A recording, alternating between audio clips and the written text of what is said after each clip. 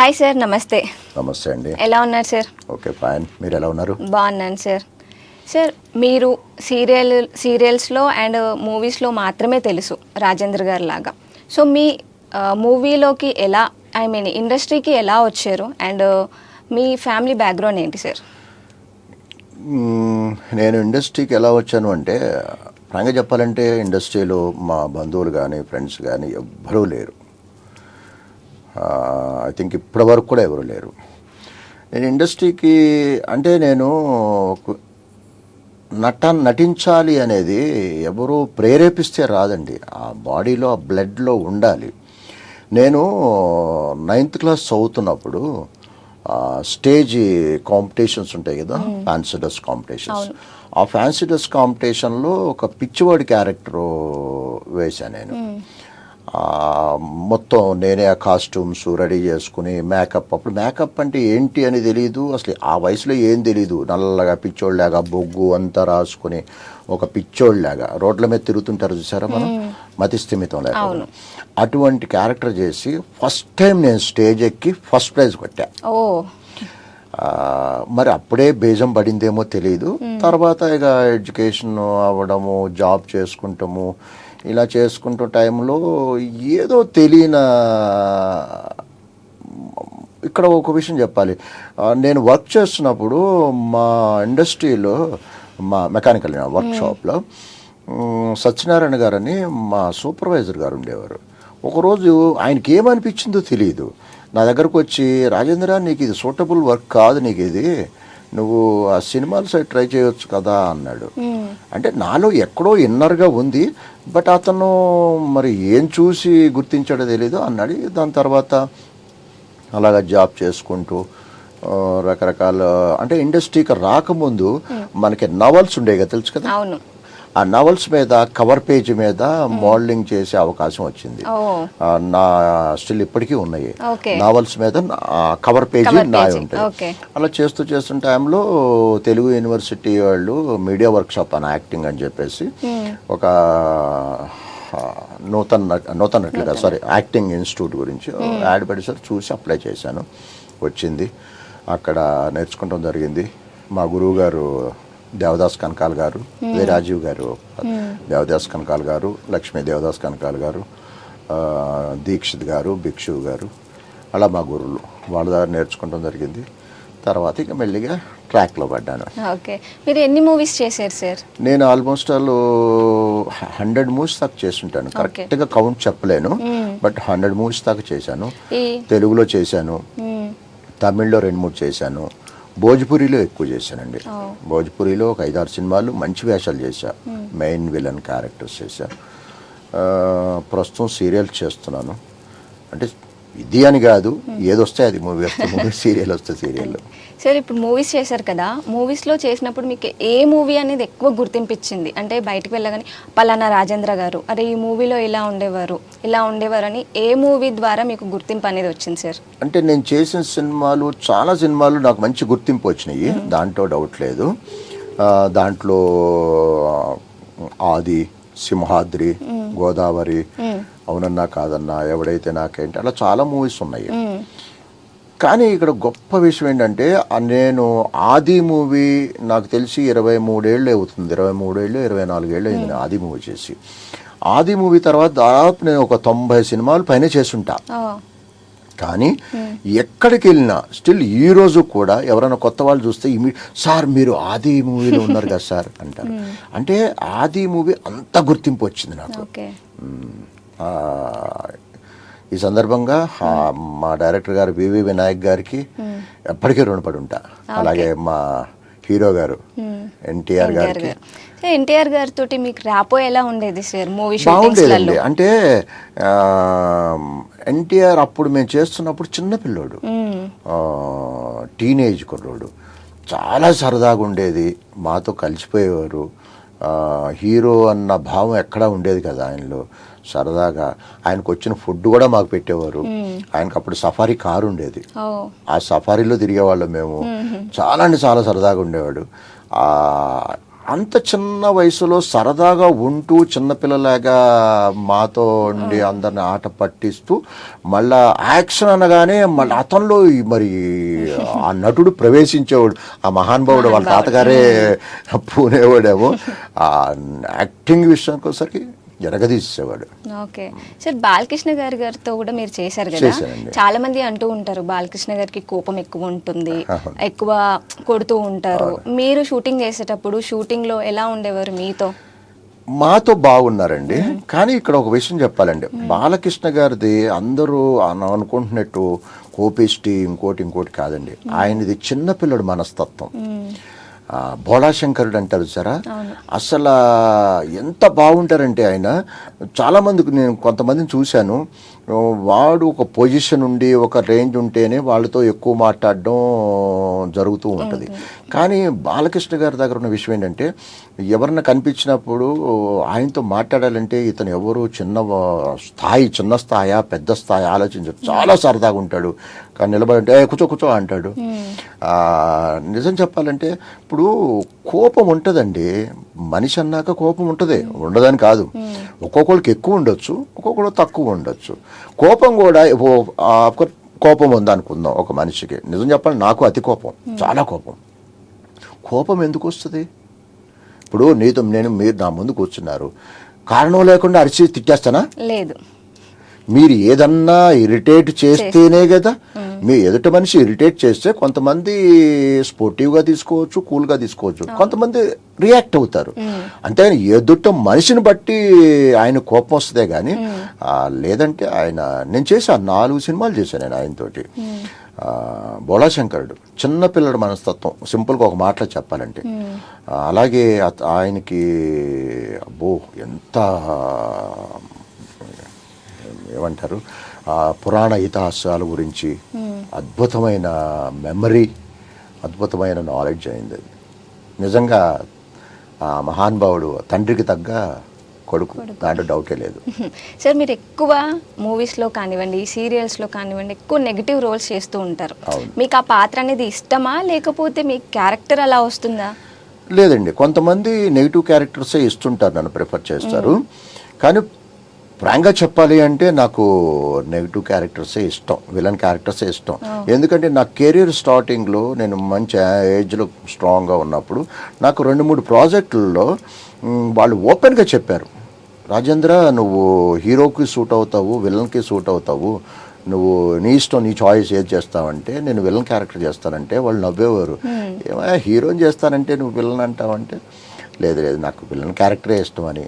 నాకు ఎందుకు విలన్ క్యారెక్టర్సే నాకు ఎందుకు సార్ అంత ఇష్టం విలన్ క్యారెక్టర్? ఎందుకంటే చాలా క్యారెక్టర్స్ ఉంటాయి కదా, చాలా క్యారెక్టర్స్ ఉంటాయి, లైక్ ఫాదర్ క్యారెక్టర్స్ కావచ్చు. అంటే ఇప్పుడు ఫాదర్ క్యారెక్టర్ చేసే వయసు వచ్చింది. ఆ టైంలో అంటే ఇప్పుడైనా కానీ, ఎందుకంటే ఒక్కొక్కరికి ఒక్కొక్క నవరసాల్లో ఒక్కొక్కరికి ఒక్కొక్కటికి నచ్చొచ్చు. కొంతమంది హాస్యం ఉంటుంది. ఇప్పుడు నేను హాస్యం చేస్తే అసహ్యంగా ఉంటుంది నా పర్సనాలిటీకి. ఇది హాస్యం అందరికీ సూట్ కాదు, కొంతమందికి. ఇప్పుడు నా పర్సనాలిటీ కానీ ఏదైనా కానీ అఫ్కోర్స్ పాజిటివ్ క్యారెక్టర్లో చేస్తున్నాను. అందరూ అంటారు నువ్వు పాజిటివ్ చేస్తే పాజిటివ్లే ఉంటుంది, నెగిటివ్ చేస్తే నెగిటివ్లే ఉంటుంది, దేనికైనా సూట్ అవుతావు అని నా ఫ్రెండ్స్ కానీ వాళ్ళ అభిమానం చాటుతూ ఉంటారు. బట్ నాకైతే మాత్రం విలన్ క్యారెక్టర్సే ఇష్టం.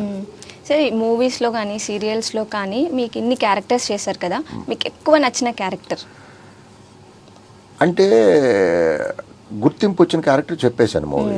బాగా నచ్చిన క్యారెక్టర్ ఏంటంటే అండి, నేను కొన్ని క్యారెక్టర్లు నచ్చినాయి, నాకు కాదంటలేదు.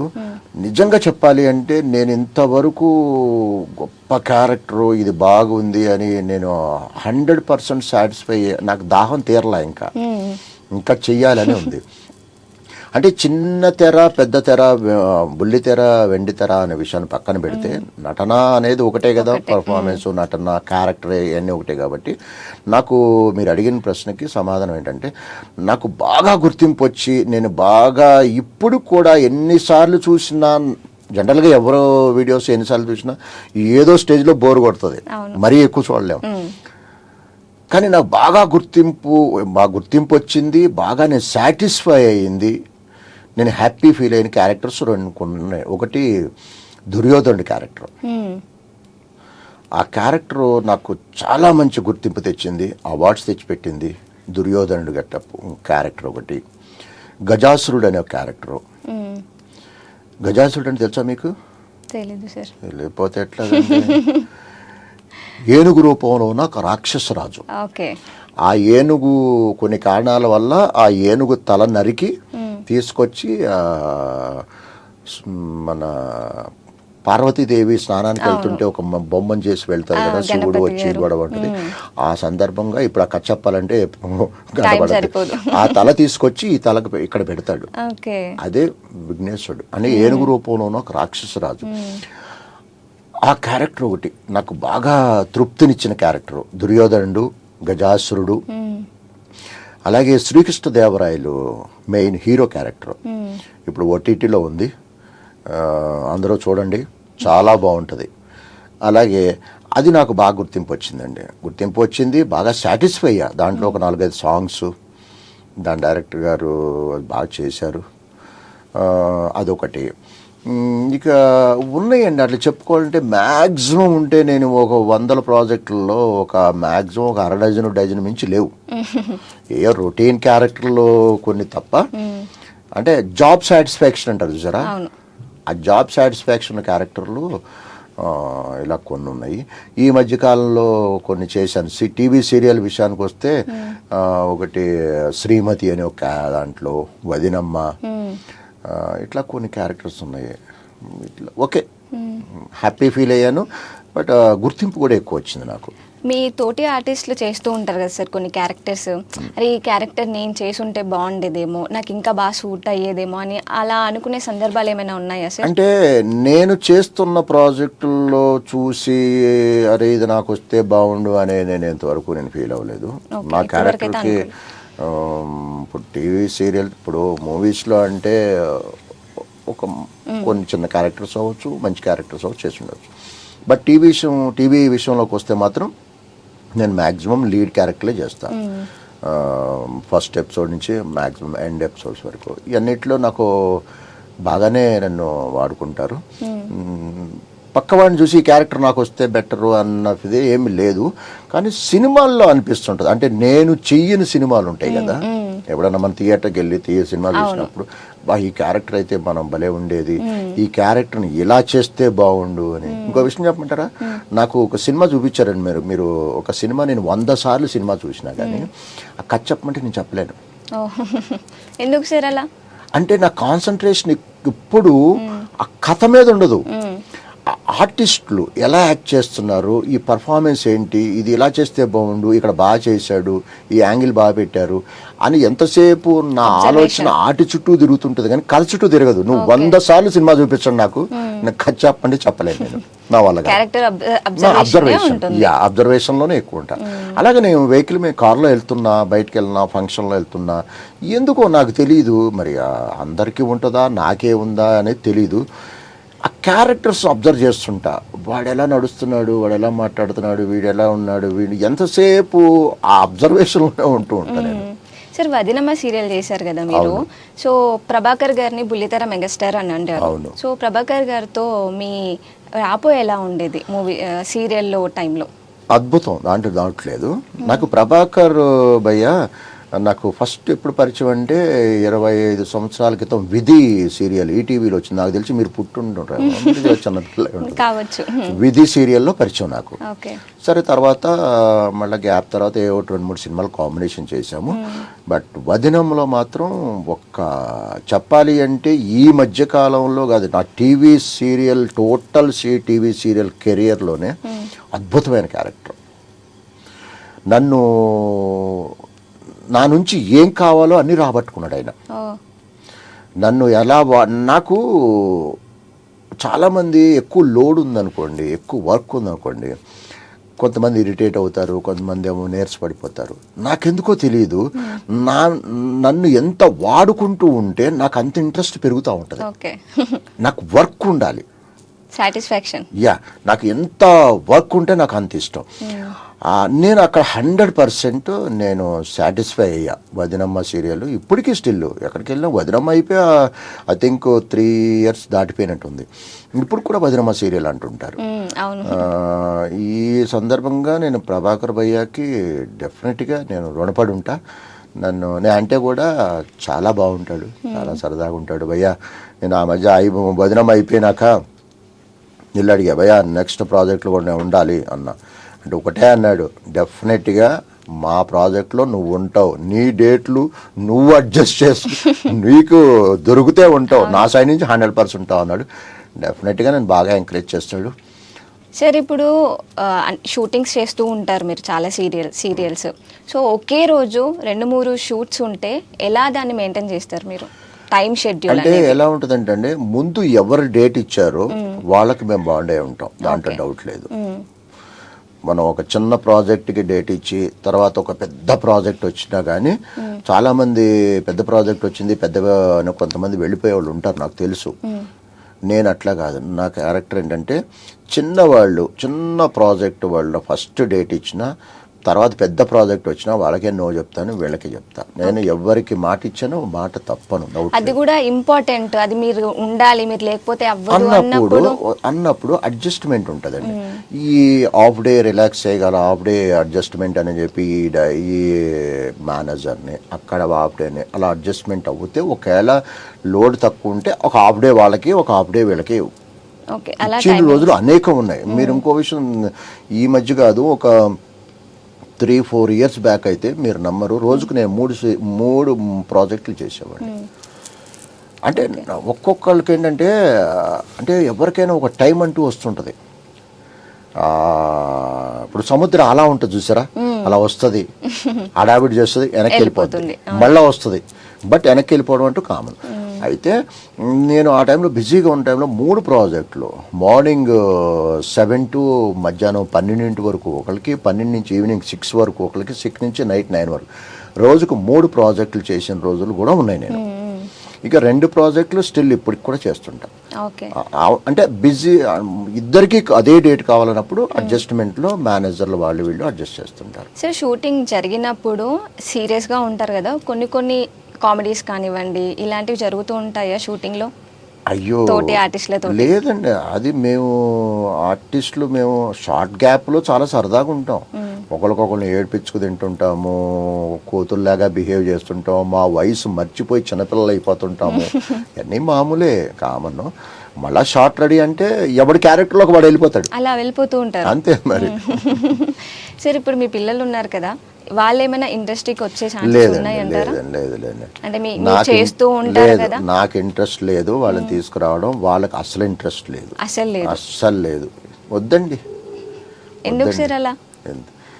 నేను పడ్డానండి 25 సంవత్సరాలు, ఎన్నో అప్ అండ్ డౌన్స్ చూశాను. ఇవన్నీ చూస్తూ నేను వాళ్ళని దించలేను. నేను చాలామంది నాకు సోషల్ మీడియాలో అడుగుతుంటారు, ఏమని, మా పిల్లల్ని ఇండస్ట్రీకి తీసుకురావాలి ఎట్లా అని, లేదంటే చదువుకునే కుర్రోళ్ళు చదువుకునే ఆడపిల్లలు నేను ఇండస్ట్రీకి రావాలి ఎట్లాగా, హౌ టు అప్రోచ్ అని నేను అడుగుతూ ఉంటే నేను ఒకటే క్వశ్చన్ వేస్తాను. ఫస్ట్ 2-3 క్వశ్చన్స్ వేస్తాను, ఆన్సర్ చెప్పి కరెక్ట్ అని చెప్పండి సార్ అంటాడు. ఒకటి, నీ పేరెంట్స్ ఏం చేస్తారు అని అడుగుతా. ఆ పేరెంట్స్ పర్లా సార్, వెల్ సెటిల్డ్ సార్, మంచి ఇది నువ్వు చదువుకున్నావు వెల్ సెటిల్డ్ అంటే, నువ్వు ఇండస్ట్రీకి వస్తే నీకు ఇమీడియట్గా నీకు ఇన్కమ్ ఉండదు. ఏమో బై ఛాన్స్ ఏమన్నా 100-1 ఉంటే ఉండొచ్చు, కానీ ఎవరికైనా 2-3 ఏళ్ళు కనీసం పడుతుంది. కనీసం నిన్ను 6 నెలల పాటు నువ్వు సంపాదించకపోయినా నిన్ను పెట్టి 25-30 వేలు పంపించి నిన్ను హైదరాబాద్లో ఉంచే కెపాసిటీ మీ తల్లిదండ్రులకు ఉందా అని అడుగుతా. ఉంది సార్ అంటాడు. ఓకే, ట్రై చేయి. అది కూడా ఒక 3 ఏళ్ళు టార్గెట్ పెట్టుకో. 3 ఏళ్లలో రీచ్ అవుతానా రీచ్ అవ్వలేదా అనేది నీకు తెలిసిపోతుంది. అప్పుడు రీచ్ అవుతాను అనుకుంటే కంటిన్యూ చేయి, లేదు అనుకుంటే బ్యాక్ వెళ్ళిపోయి జాబ్ చేసుకో అని చెప్తా. లేదు ఇంకొక కేటగిరీ ఏమంటారంటే, లేదు సార్ మా తల్లిదండ్రులు ఏదో చిన్న జాబు, లేదంటే తల్లి లేదు, లేదు తండ్రి లేడు, ఏదో అంటే చదువుకున్నా అంటే ఒకటే చెప్తా, నువ్వు ఇండస్ట్రీకి రావద్దు. నీ మీద ఎన్నో ఆశలు పెట్టుకుని ఉంటారు నీ తల్లిదండ్రి, నువ్వు వచ్చి ఇక్కడ సాధించేది ఏమీ ఉండదు. కాబట్టి మర్చిపోయి హ్యాపీగా జాబ్ చేసుకో, అని నువ్వు వచ్చినంత మాత్రం నాకేమో నష్టం లేదు, నా అనుభవం నీకు చెప్తున్నాను, కాబట్టి దయచేసి ఇండస్ట్రీకి రావద్దు అని ఖచ్చితంగా చెప్పేస్తాను. ఇండస్ట్రీకి వస్తే మనీ అనేది బాగానే సంపాదించుకోవచ్చు అంటారు కదా బయట, అది నిజమేనా సార్? లేదండి, లేదు. ఇది ప్రపంచానికి ఆర్టిస్టులు రంగురంగులుగా కనిపిస్తారు, కలర్ఫుల్గా కనిపిస్తారు, కానీ ఆర్టిస్టులు అంటే అందరి గురించి చెప్పట్లా, నేను అబోవ్ యావరేజ్ చెప్తున్నా. నాకు తెలిసి 60 to 70% ఆర్టిస్టులు రంగురంగులుగా కనిపిస్తే కానీ రంగుల కళ మాత్రమే. కలర్ఫుల్గా మీకు కనిపిస్తాయి, బట్ మా లైఫ్లు కలర్ఫుల్ కావు, వెనకాల చాలా ఉంటాయి. మేము అంటే దీంట్లో బాగా సెటిల్ అయింది ఒక 10 to 15% ఉంటారు, ఇంకో 10 to 15% ఓకే అన్నవాళ్ళు ఉంటారు. బట్ 60 to 70% స్ట్రగుల్స్లో ఉన్న వాళ్ళే కలర్ఫుల్గా కనిపిస్తాం, బట్ కలర్ఫుల్గా ఉండం. మేము మాస్క్ ఉంటుంది చూసారా, ఇట్లా మాస్క్ వేసుకుంటారు, మేము నవ్వే స్మైల్ అనే మాస్క్ పెట్టుకుని ఉంటాం. ఆ మాస్క్ తీస్తే కన్నీళ్ళు ఉంటాయి, ఆ మాస్క్ వేసుకొని తిరుగుతుంటాం మేము. అది చాలా మంది ఏమనుకుంటారంటే ఇండస్ట్రీకి వచ్చి వాళ్ళకేం మాయరాగం, లక్షలు సంపాదిస్తారు, పూలు చొక్కా వేసాడు, వాడు కారులో దిగాడు అనుకుంటాడు, ఎప్పుడు చూసినా బిజీనే ఉంటారు. నేను మొన్న ఎక్కడ కూడా చెప్పాను ఇంటర్వ్యూలో, వాళ్ళకి కనిపించేది మా కారును కలర్ఫుల్ షర్టే, ఆ లోపల బనీనికి ఎన్ని బొక్కలోనే కనపడవు. అర్థమైందా మీకు? కాబట్టి మా లైఫ్ అంతే. కాకపోతే ఏంటండి, ఇక్కడ మేము ఎన్ని కష్టాల్లో ఉన్నా, షూటింగుల్లో అయినా దెబ్బలు తగిలినా, కష్టపడినా, ఫుడ్ లేకపోయినా, నరకం అనిపిస్తున్నా కానీ ఎవడన్నా ఆ టైంలో కనిపించి నువ్వు ఆ సీరియల్లో ఆ సినిమాలో చేసావు, సూపర్గా చేసావు అని అన్న, ఒక సెల్ఫీ అడిగినా అవన్నీ మర్చిపోతాడు ఆర్టిస్ట్, ఆ బాధలన్నీ మర్చిపోతాడు. అది సరే, మూవీస్ చేసినప్పుడు కానీ సీరియల్లో చేసినప్పుడు కానీ మీకు ఏదైనా సాడ్ ఇన్సిడెంట్ ఏదైనా ఎదుర్కొన్నారా సార్? సాడ్ అంటే ఏదైనా యాక్టింగ్ పరంగా కావచ్చు. అయ్యో బోల్డ్ అండి బాబు, చెప్పుకుంటూ పోతే మీరు ఒక డజన్ ఎపిసోడ్స్ చేయొచ్చు నాతోటి, ఒక్కొక్క ఇన్సిడెంట్తో ఒక్కొక్క ఎపిసోడ్ చేయొచ్చు. నేను మీరు నమ్మరు, సత్యంగా చెప్తున్నా, చావు అంచులు అంటారు చూసారా, అంటే క్షణంలో చచ్చిపోతాడు, చావు అంచుల దాకా వెళ్ళొచ్చా నేను. ఏ విషయంలో సార్? చాలా ఏ విషయం ఇట్లాగే నేను మూవీస్లో మ్యాక్సిమమ్ విలన్ క్యారెక్టర్స్, ఫైట్స్ ఉంటాయి. ఒక కనీసం చెప్పే కదా, ఒక డజన్ టైమ్స్, ఒక కనీసం 10-12 సార్లు చావు అంచుల దాకా వెళ్ళి వచ్చా నేను, క్షణంలో చచ్చిపోయి ఉండేవాడిని. అలా చాలా ఉన్నాయి. ఇంకొక ఎపిసోడ్లో చెప్పుకుందాము. ఏ మూవీస్లో అని చెప్తా అంటే ఆదిలో ఉంది, గోదావరిలో అతి భయంకరమైన ఇన్సిడెంట్ ఉంది, అలా ఒకటి కాదు చాలా ఉన్నాయండి, చెప్పుకుంటూ పోవాలంటే టైం ల్యాగ్ అవుతుంది.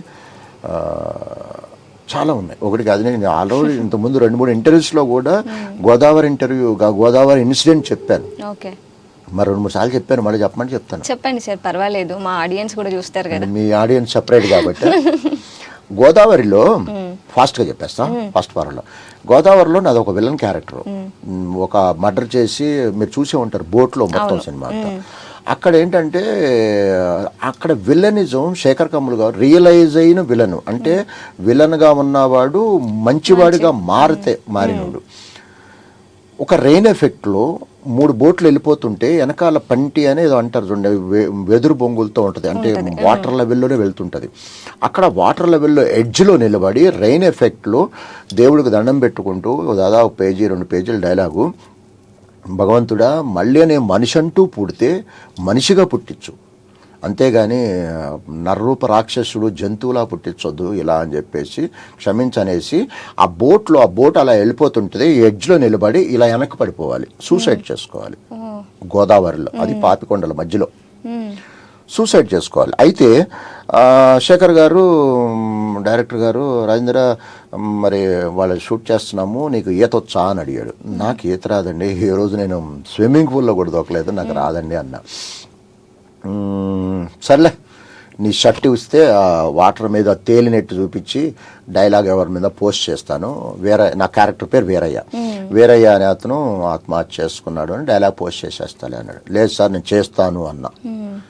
ఎట్లా చేస్తావు అంటే చేస్తాను సార్ అని చెప్పేసి జాకెట్ తెప్పించాను. జాకెట్ తెలుసు కదా, లైఫ్ జాకెట్ వేసుకుని పైన షర్ట్ వేసుకున్నాం.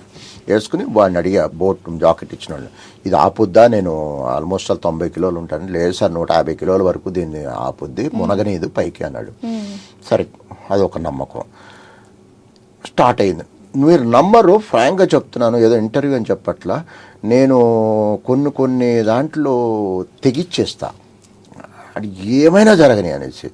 నేను ఆ షాట్కి వెళ్ళే ముందు మా ఫ్రెండ్స్ 2-3 పిలిచి చెప్పేశాను, నేను 50-50 ముందుగానే 50-50 నేను రావచ్చు రాకపోవచ్చు. ఏమో ఇప్పుడు మనిషి వాటర్లో పడిపోయినా నీళ్లు తాగి ఊపిరాడుకుని చచ్చిపోవచ్చు కదా. అవును.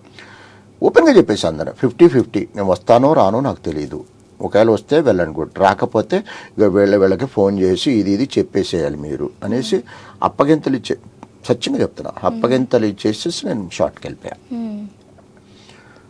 పడ్డాను వాటర్లో టప్పని పడ్డాను. పడగానే ఒక 9-10 ఫీట్లు లోపలికి వాటర్లోకి నా బరువుకి లోపలికి వెళ్ళిపోయాను. కానీ నేను అనుకున్నా నాకు ఎట్లాగో ఈత రాదు, ఇది నన్ను లేపేస్తుంది, ఈత అవసరంలా. ఇప్పుడు నాకు కావాల్సింది ఏంటి, నాకు బ్రీతింగ్ ఆపుకోవాలి, నీళ్లు తాకూడదు, ఇది ఒక్కటే నా కాన్షియస్లో ఉంది. ఎప్పుడైతే పడ్డానో మూతి బిగబట్టేసి వాటర్ తాక్కోకుండా ఆ బ్రీతింగ్ కాసేపు ఆపేసుకున్నాను. ఆ పట్టం పైకి లేపేసింది నన్ను. అది ఎక్కడ, గోదావరిలో పాపికొండల మధ్యలో ఫ్లోటింగ్ వాటర్ వెళ్తుంటుంది, బోట్ వెళ్తుంటుంది, general water floating plus boat వెళ్ళిపోతుంటారు, వాటర్ తోసేస్తుంటారు. ఆ ఫ్లోటింగ్కి పట్టం లెగటము దాదాపు ఒక 20-30 ఫీట్లు కొట్టుకెళ్ళిపోయా వాటర్లో. అప్పుడు మినీ బోట్ ఉంటుంది కదా, మినీ బోట్ వేసుకుని 2 గజేతగాళ్ళు వచ్చి స్పీడ్గా వచ్చి నన్ను తీసుకుని బోట్లో వేసుకుని తీసుకొచ్చారు. వచ్చిన తర్వాత నేను ఇలా కూర్చున్నా, శేఖర్ గారు ఇట్లా కూర్చున్నారు, డైరెక్టర్ గారు, మానిటర్ ఎట్లుంది, రంగా చూడు షార్ట్ చూడు అన్నాడు. అంటే నేను ఒకటి అన్నా, ఎన్ని ఫ్రేమ్స్ పెట్టారు సార్ అన్న. అనగానే 24 ఫ్రేమ్స్ అన్నాడు. అనగానే నేను ఒక చిన్న ఎక్స్ప్రెషన్ ఇచ్చా ఇట్లా, అన్న ఏమైంది అన్నాడు. ఏం లేదు సార్ అన్న. చెప్పు ఏమైంది అన్నాడు. ఏం లేదు సార్, ఏం లేదు. ఎందుకంటే కొంతమంది డైరెక్టర్స్ ద్వారా మనం ఈగో ఫీల్ అవుతాడు. ఏం లేదు సార్, వదిలేండి సార్ అన్న. నువ్వు చెప్తావా చెప్పవా ముందు అన్నాడు. సరే సార్, నేను ఆల్రెడీ గ్రౌండ్ లెవెల్లో నిలబడ్డా, గ్రౌండ్ అంటే వాటర్ లెవెల్లో నిలబడ్డా, 24 ఫ్రేమ్స్ పెట్టారు మీరు, నేను కనిపిస్తానా సార్? కళ్ళు మూసి కళ్ళు తెరిచేలోపు ఎవరన్నా రెప్పేసినా నేను కనపడను, టప్పిక్కని పడిపోతా. అసలు నేను కనపడే కదా సార్, 24 ఫ్రేమ్స్ అంటే అన్నాను. ఆయన నిజంగా ఈ విషయం నేను లాస్ట్ టైం కూడా చెప్పా, ఆయనకి హ్యాట్స్ ఆఫ్. ఇంత కూడా ఈగో ఫీల్ అవ్వాలి ఆయన, ఇంత కూడా ఏమనుకోవాలి ఆయన, నిజంగా గొప్ప డైరెక్టర్ ఆయన. వన్ మోర్ అన్నాడు అని 72 ఫ్రేమ్స్ పెట్టాడు. 72 అంటే మనిషిలా పడినప్పుడు అలా అలా అలా అలా అలా అలా అలా ఇలా పట్టము, వాటర్ కూడా అలా పైకి అలా పట్టం. 72 ఫ్రేమ్స్ పెట్టాడు. మళ్ళా ఒకసారి బతికి బయటపడ్డా, మళ్ళా రీటేక్ రెడీ అయిపోయా నేను. వెళ్ళిపోయాడు, నేను మళ్ళా పట్టం, మునగటం, తేలటం, కొట్టుకెళ్ళిపోవడం, గజేతగాళ్ళు మినీ బోటు లేపడం, తీసుకొచ్చి లోపల వేయడం, మళ్ళీ రెండోసారి రిపీట్. అలా అప్పుడు వచ్చిన తర్వాత స్వర్ణ మాస్టర్ అని డ్యాన్స్ కొరియోగ్రాఫర్ మాస్టర్, బాగా చేసావు, ధైర్యంగా చేసావు, బాగా ఈతగాడు అనుకుంటా అంది. మేడం నాకు అసలు ఈత రాదు, ఏ రోజు నేను స్విమ్మింగ్ పూల్లో దూకలేదంటే ఏం తిట్టిందంటే, దానికి పిచ్చోడువా నువ్వు, మనిషివా ఇంకేమన్నా, ఈత రాకపోతే అలాంటి పిచ్చి పిచ్చి ఆశాలు వేయొద్దు, నువ్వు నీ మీద ఎంతమంది డిపెండ్ అయి ఉంటారు, అలా చేయొద్దు నాన్న, మంచో అదే నన్ను అంటే తిట్టడం అంటే ప్రేమగా అంత తిట్టింది. తర్వాత వాళ్ళ బోటు వీళ్ళని అడిగితే ఆ ఏరియాలో ముసళ్ళు తిరుగుతాయట. రెండోది అక్కడ డెప్త్ 3, వాళ్ళు చెప్పడం 3 తాటి చెట్ల డెప్త్ ఉంటుందంట. అది మీరు మునిగి తేలిన తర్వాత చెప్పారు. అంటే ముందు చెప్పినా ధైర్యం చేస్తాను నేను ఆ టైంలో నేను ఒక మొండితనంగా ప్రవర్తిస్తా. ఇలాగే చెప్పే కదా, ఇంకో ఇంటర్వ్యూలో ఇంకొక దాన్ని చెప్తా, ఇలాగే మొండిగా ప్రవర్తించి చెప్పే కదా, చావు అంచుల దాకా వెళ్ళొచ్చినాయి, దాదాపు ఒక డజన్ పైన ఉంటాయి. నిజంగా అది నాది గొప్ప ఎక్స్పీరియన్స్. వాటర్ కింద పట్టము, దెబ్బలు తగడము అనేది ఒక ఎత్తు అయితే, వాటరు అది ఆ గోదావరి ఇన్సిడెంట్ నేను ఎప్పటికీ మర్చిపోలేదు. కానీ ఇంకొక పెద్ద సాడ్ చెప్పమంటారా ఈ విషయంలో, సినిమా రిలీజ్ అయింది, నేను ఐమాక్స్లో చూసా. ఉంది, అద్భుతంగా ఉంది. ఆ పట్టము అది ఇది అంతే. 3 రోజుల తర్వాత ఫోన్ వచ్చింది నాకు. డైరెక్షన్ డిపార్ట్మెంట్ వాళ్ళు కాల్ చేశారు. రాజేంద్ర గారు సినిమా లెంగ్త్ అన్నారు, మరి అది ఎంతవరకు ఏంటో తెలియదు. లెంగ్త్ ఎక్కువైందని కొన్ని సీన్స్ కట్ చేశారు, దాంట్లో మీ సూసైడ్ చేసుకున్న సీన్ కూడా కట్ అయింది అని. ఇప్పుడు మీ రియాక్షన్ సార్? రియాక్షనా? ఏడ్ చేశా కంప్లీట్గా. దుఃఖం ఆగల, చేసి ఆ ప్రెస్టేషన్లో ఆ యూనిట్ వాళ్ళకి, డైరెక్టర్ డిపార్ట్మెంట్ వాళ్ళకి అందరికీ ఫోన్ చేసి తిట్టేశా. అంటే నేను అంత ప్రాణానికి తెగించి చేసింది ఆ షాట్ లేకపోతే 3 రోజులు ఉందండి, 4వ రోజు లేదు. మరి ఎందుకు కట్ చేశారు, రీజన్స్ అనేది కట్ చేసిన వాళ్ళకి తెలుసు, దేవుడికి తెలుసు. చాలా బాధ. అది ఎంత తెగించానో అంత బాధపడ్డా ఆ సినిమాలో. ఆ సినిమా ఒక్కటికే, ఎన్నో సినిమాల్లో చేశాను, ఎన్నో సినిమాలు కట్ అయిపోయినాయి, పెద్ద పెద్ద సీన్స్, బాధపడటం వరకే. ఈ సినిమా మాత్రం నేను చిన్నపిల్లలుగా ఏడ్ చేశాను. నేను రీజన్ చెప్పలేదా సార్ మరి ఎందుకు కట్ చేశారు? లెంత్ ఎక్కువైంది అన్నారు. లెంత్ అది ఆ గ్రౌండ్ లెవెల్ నుంచి పడింది. లెంగ్త్ ఎంత ఉంటుందండి? మ్యాక్సిమం ఉంటే 30 seconds ఉంటుంది, అంతే కదా. ఎంత 72 frames పెట్టినా 10 నిమిషాలు 5 నిమిషాలు మ్యాక్సిమం ఉంటే 30 to 40 seconds ఉంటుంది. మరి అది లెంగ్త్ ఎక్కువైందా? పోనీ అది పనికి పోని షార్టా? పోనీ బాగా రాలేదు అనుకునే పనికి మాలిన షాట్ కదా, అద్భుతమైన షాట్. శేఖర్ గారు క్లాప్స్ కొట్టి ఒకటే అన్నారు, రాజేంద్ర ఈ సినిమాతో నీకు మంచి బ్రేకు. కానీ ఇక ఇంకో విషయం, చాలామంది గోదావరి సినిమా చూసి టీవీలో వచ్చినప్పుడు చూసి, సార్ బాగుంది సార్, మంచి వేషం సార్ మీరు అంటారు. అది మీ పాయింట్ ఆఫ్ వ్యూలో మంచి వేషం, నా పాయింట్ ఆఫ్ వ్యూలో అది చాలా చిన్న వేషం, వేస్ట్ వేషం అనుకున్నా. ఎందుకో చెప్పమంటారా? నేను దానికి సింగిల్ షెడ్యూలు ఎవరు ఎన్రోల్ చేశారో తెలియదు, నేను సింగిల్ షెడ్యూల్ 90 days వర్క్ చేశా రాజమండ్రిలో. 90 రోజులు రాజమండ్రిలో ఉండి 90 రోజులు చేశా. మరి 90 రోజులు కష్టపడి మొత్తం ఎడిటింగ్లో లేచిపోయింది అంటే బాధ అనిపిస్తుంది. ఇప్పుడు మీరు ఏమైనా అప్కమింగ్ మూవీస్ కానీ సీరియల్స్ కానీ ఉన్నాయా సార్? ఇప్పుడు ఆల్రెడీ జగదాత్రి అని సీరియల్ చేస్తాను, మంచి రేటింగ్లో ఉంది.